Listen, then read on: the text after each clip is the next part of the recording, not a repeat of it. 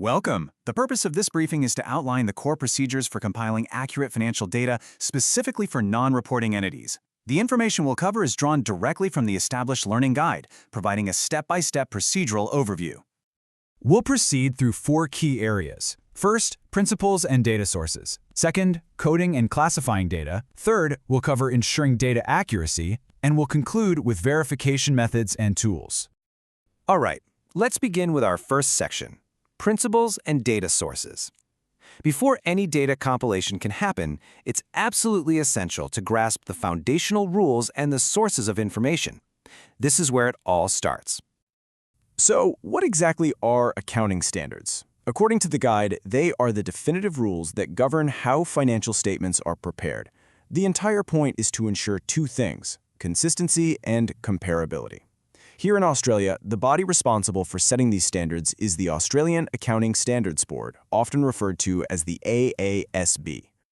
Now, these standards are built on 5 core principles. Let's walk through them. First, there's consistency. This just means using the same accounting methods period after period. Then, relevance. The information has to be genuinely useful for making decisions. Reliability is crucial. The data must be accurate and completely free from bias. Fourth, comparability, which allows you to measure one company's statements against another's. And finally, understandability. The information has to be presented in a way that is clear and easy to grasp. The guide also draws a clear line between internal and external data sources. Internal data, as the name suggests, comes from inside the organization. We're talking about things like your sales records, payroll, and bank statements. On the other hand, external data originates outside the business. Think supplier invoices, customer payment receipts, or loan statements. You absolutely need both to get a complete financial picture. That brings us to our second section, coding and classifying data. Now that we understand the principles, let's look at the process. This is all about taking raw financial information and giving it a clear, logical structure. So let's define these terms clearly. Data coding and classification is the system we use to organize everything. It's important to know the difference. Coding is about assigning a unique ID, say a number or a short code, to each type of transaction.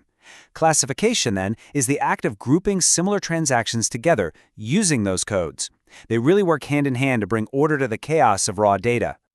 The learning guide provides a very clear 6-step process for this. The first 3 steps are all about building the system itself. You identify your main categories, assign unique codes to them, and then create more detailed subcategories. The next 3 steps are about maintaining that system.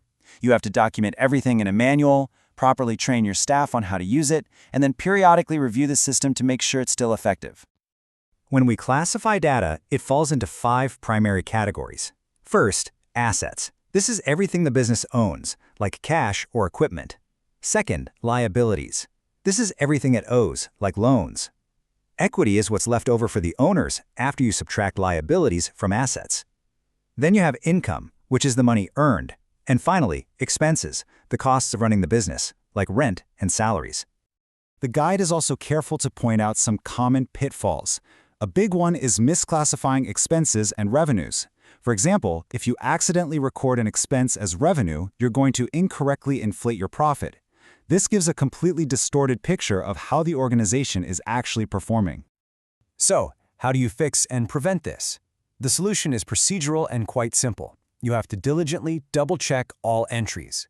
The goal is to make absolutely sure that expenses go into expense accounts and revenues go into revenue accounts. It's a fundamental control that can't be skipped.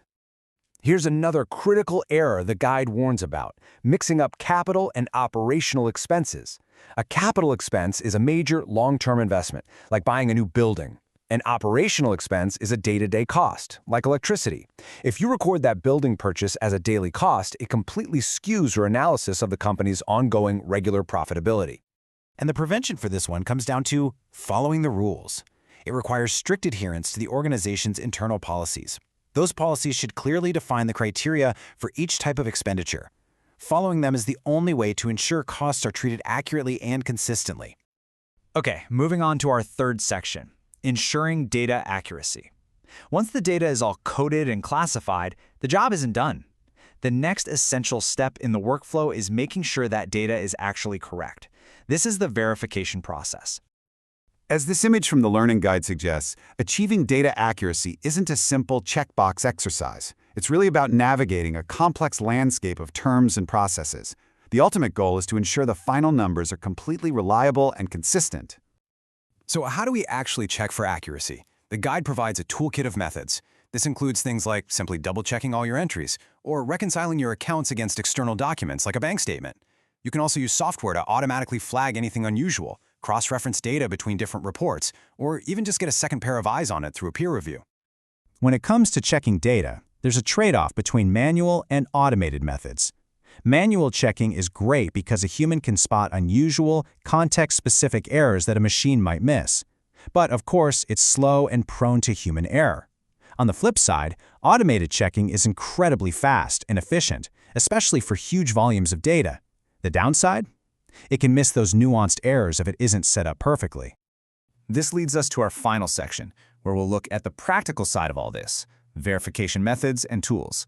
We'll discuss how these techniques are applied, what tools you'll use, and we'll even walk through a case study from the guide to see it in action. Here we have a summary of 4 basic but fundamental verification methods. Cross-referencing is when you compare data in different documents to make sure they match. Recalculation is exactly what it sounds like. You do the maths again to check the original result. Reconciliation is a bit more formal. It's about comparing 2 sets of records, like your books and a bank statement, to make sure they agree. And finally, data validation is a preventative measure. It uses rules during data entry to stop errors from ever happening. All right, let's look at a practical example from the guide. This case study focuses on a very common problem, unrecorded sales revenue. What happened was a system glitch caused a whole batch of sales to just not get recorded. So how is it solved? By applying one of the methods we just talked about. The accountant identified the missing sales by cross-checking the bank deposits against the sales receipts.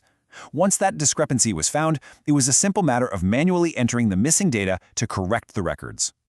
And the outcome? The financial reports were corrected, which meant they could now accurately reflect the store's actual performance and its true revenue figures. This really highlights just how critical that verification process is for maintaining data integrity. To wrap this section up, the guide points to a few key tools of the trade. First, you have your spreadsheets, like Excel, which are perfect for organizing data and running formula-based checks. Then there's dedicated accounting software, think Xero or MIOB, which can handle a lot of the automated reconciliation and reporting. And finally, data visualization tools like Tableau can be really powerful for spotting anomalies and trends graphically. And that brings us to our final point, which is really a forward-looking question from the source material itself. As all these processes become more and more automated, what happens to the role of the human analyst? What is our evolving responsibility in safeguarding financial integrity? It's something to think about, as it really gets to the heart of how professional skills will need to adapt in the coming years.